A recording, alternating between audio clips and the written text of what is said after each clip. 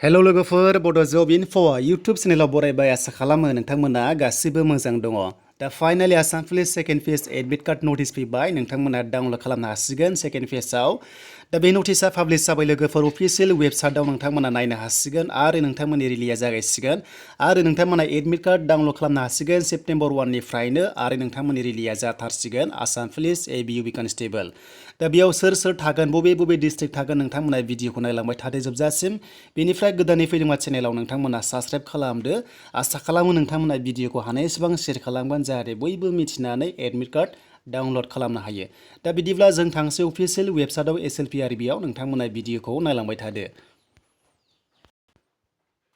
दायो लोगोफोर आं फैबाय अफिसियेल वेबसाइटआव नोंथांमोना फैदो slprb.assam.in होनानै बेनिफ्राय नायदो नै 29 आगष्टनि आपडेट नोंथांमोना नायदो डाउनलड खालामदो अफिसियेल नटिसखौ। दा जों बे नटिसआव डाउनलड खालामसै बेनिफ्राय आङो डाउनलड खालामखाबाय नोंथांमोनाबो डाउनलड खालामनो हागोन। दा बेयाव जों नायनोसै बेनिफ्राय माब्ला डाउनलड खालामनो हागोन ओंखारजोब्बाय नोंथांमोना नायदो नै। दा बे जाबाय अफिसियेल नटिफिकेसन लोगोफोर।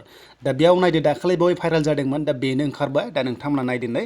दा बाक्सानि रिलिया जागोन 24 सेप्तेम्बरनिफ्राय आरो बङाइगाव नोंथांमोनाव जागोन 24 बेनिफ्राय क'क्राझार 24 थागोन नोंथांमोना नायना लादो डिस्ट्रिक्टखौ बेयाव दंजोबो गासैबो थ' नोंथांमोना रानिं खालामनो हासिगोन।